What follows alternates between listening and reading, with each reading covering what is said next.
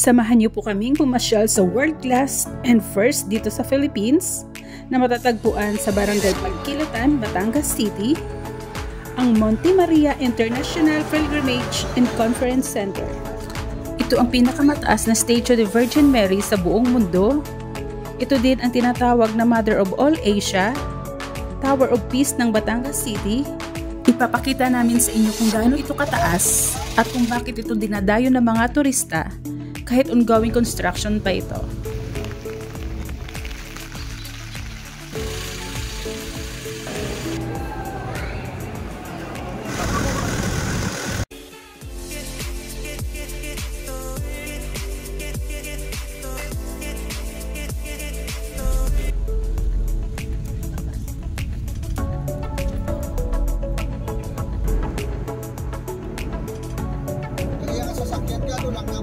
Kailangan din ay katuwing man ka pabalik-balik.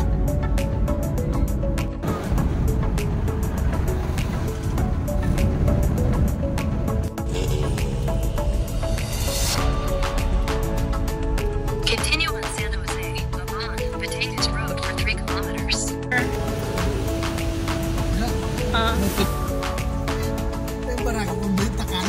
Stop over for Capibara. Sobrang taas, oh.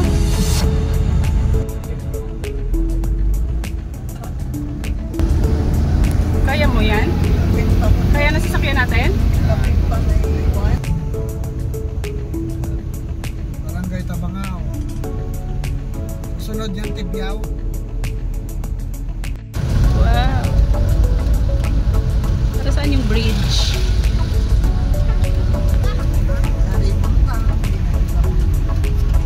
Yeah, storage ng ano, crude oil.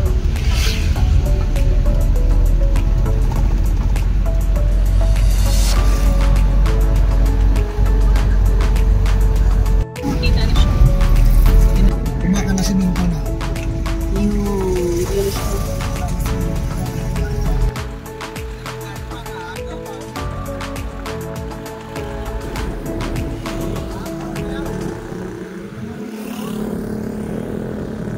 Wow, nice.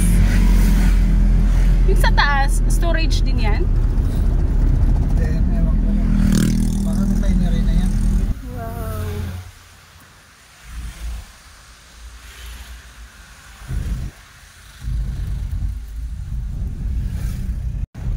Wow, ang ganda. Ayun na, oh, si Monte Maria nakatalikod. Yan. Likod na siya. Maligo na! Batangas City, Libho.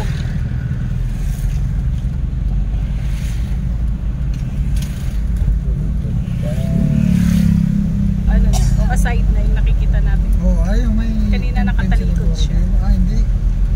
Ano yan? Ayun, nasa gilid na. Kasa-kasa. Tagiliran. Tagiliran. May kasa-kasa sila. Entrance ata. How much?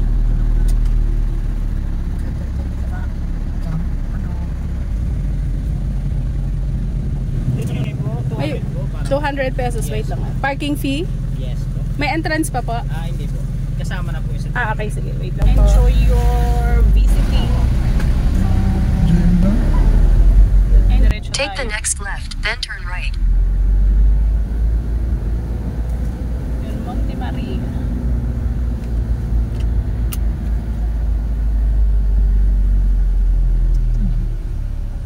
Okay, turn right for the PWD and Senior Citizen Park. Take the next right. Ito?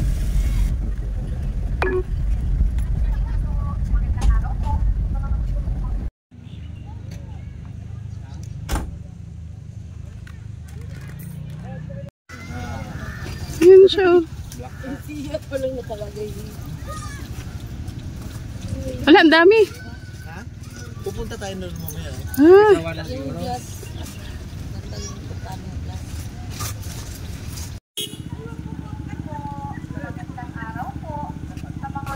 Umakyat ng mirror deck. Kailangan po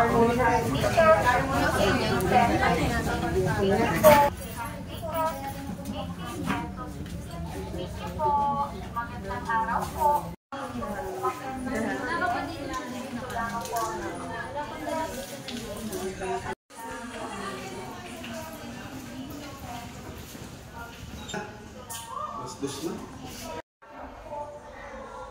Ito ang architectural plan design. So, possible na matapos ito after 10 years.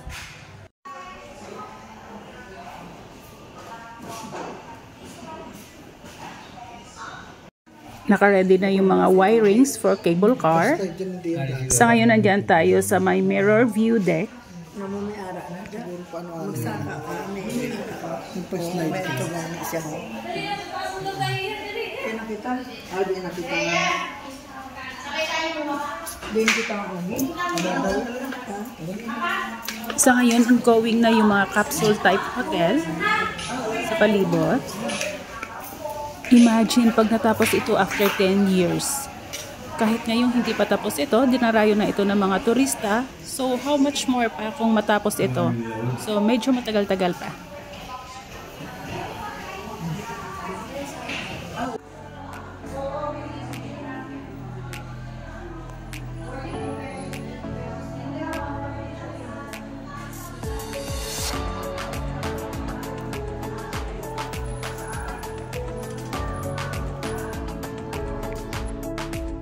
Wow, ang ganda. What a beautiful view. So, ito yung view mo galing dito sa ground floor. So, yan. Tanaw mo na rin yung end part ng glass walkway.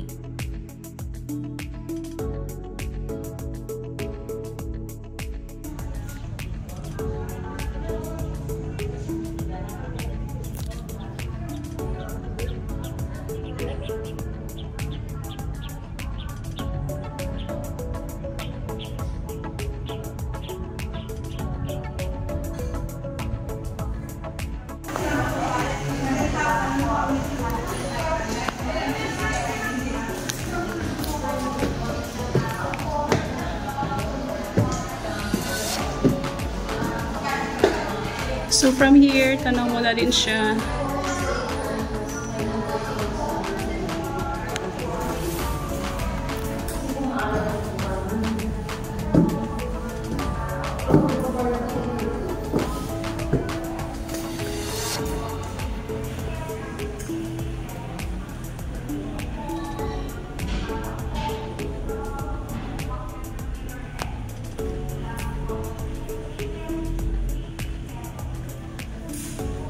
Wow! Dito sa second floor, ito yung magiging view niya dito.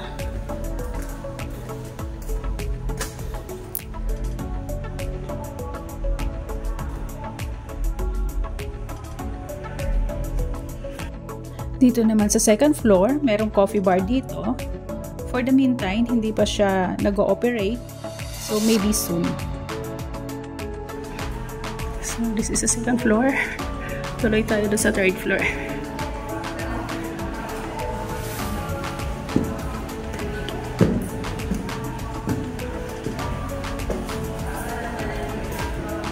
So same thing, makikita mo pa rin dito.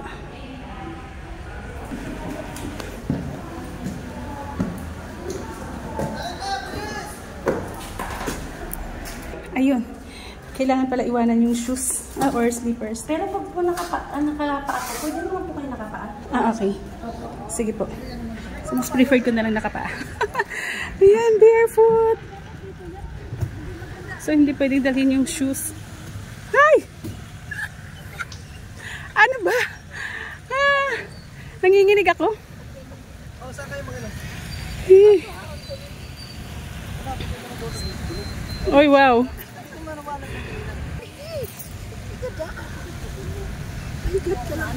Jai! Galing dito sa third floor, sa mirror view deck. So, ito yung view na makikita natin. So, tanaw natin diyan yung glass walkway or miracle walk and statue of Monte Maria. Actually, ayaw ko ng humakbang. Parang ayaw ko ng humakbang. Ayan na, crystal deck. Kayo mag-picture dito. Nasa back nyo yung dagat. So, konting ano lang siguro pwede ka na mahulog ha.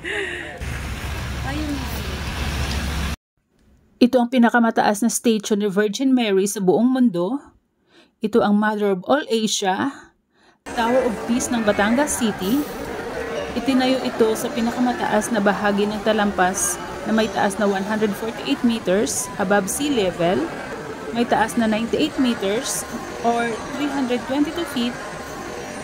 Hawak nito ang titulo, isa sa siyam na pinakamataas na statue sa buong mundo. Mas mataas pa ito sa Statue of Liberty sa New York City. Matatanaw ang Verde Island na ipinalagay sa sentro ng marine biodiversity ng mundo habang tinatanggap niya ang lahat ng domestic at international seafaring vessels na pumapasok at naghahanap ng kanlungan sa tahimik na tubig ng Batangas Bay. Dito sa Monte Maria Shrine, matatagpuan ang pinakabagong attraction sa Batangas, pinakauna sa Pilipinas, ang Glass Walkway o tinatawag na Miracle Walk. Ang Miracle Walkway ay pinakasikat at inaabangan na destinasyon dito sa Batangas. Ang Glass Walkway ay may 118 meters long and stands 45 meters high. Mayroon itong aerial view ng Batangas Bay at nagbibigay ng kapanapanabik na karanasan para sa mga bisita habang naglalakad sila sa isang transparent na glass floor na nakabitin sa itaas na magandang landscape. Wow! Dito naman karon.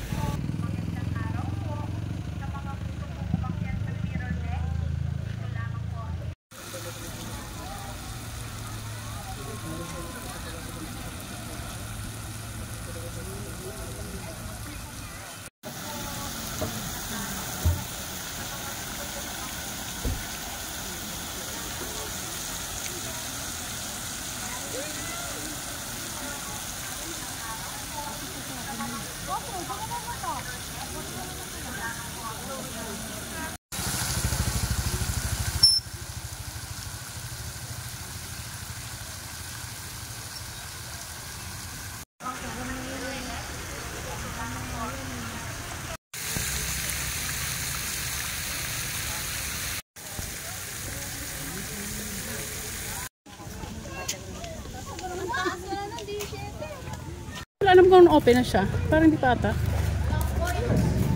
Bago pa lang to, guys. Hindi pa siya talaga totally open sa public lot dito. 10,000 na ano? Sabi ng baba. Tapos may posibilidad na 500 yung... Pag nag-open na siya sa public. VIP lang daw ang pwede makapasok. Pwede ka naman, yung mga vlogger daw. 2.5. Pero sabi niya kanina, ngayon daw hindi inaalaw. Pero may nakita ko kanina. Ang VIP daw, kung 10,000 bayaran mo, VIP card. Parang unlimited. Balik-balik na siguro yun. 10,000. Kasi may papilis pa daw hindi na kulang. Baka. Sabi ng mga may kulang pa daw ng papilis. Wait lang. Wait. Babalik na naman tayo.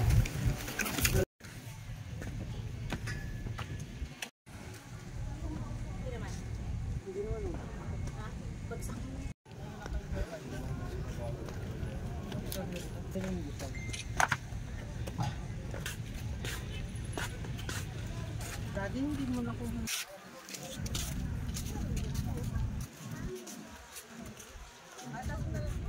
Uy, pakita na kayo para tapos na. Ayan. Okay na.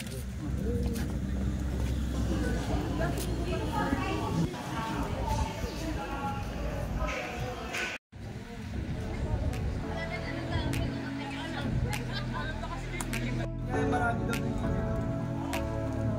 ito nakalapasok.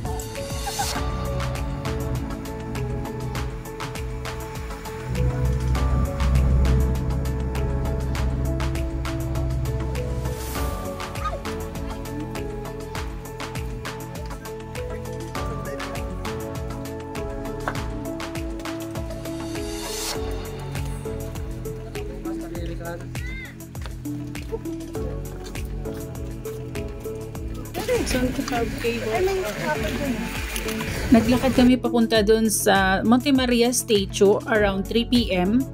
Pero pwede naman palang dalhin yung sasakyan doon. So just in case meron kayong kasama mga PWD at senior citizen.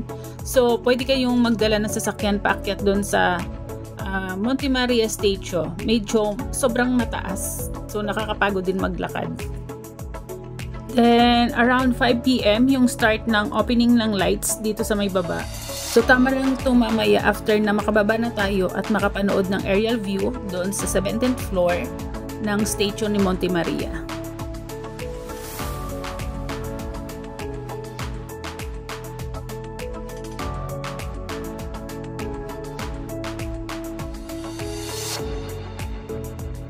Imagine how beautiful pag dyan ka nakastay sa capsule type hotel. Then paggising mo sa umaga, ganito kaganda yung view na makikita mo.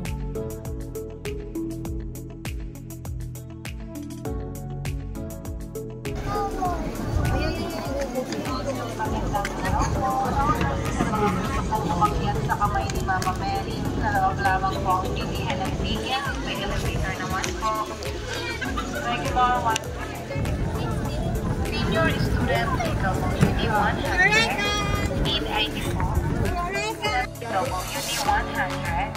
Need ID po. 7 years old below.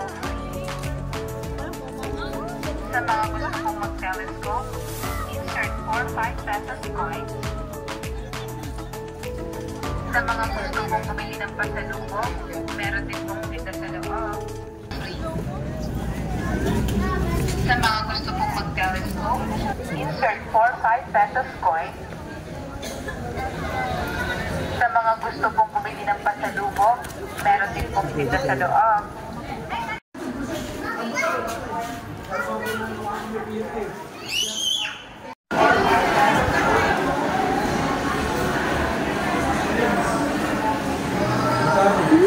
Kainan pala dito.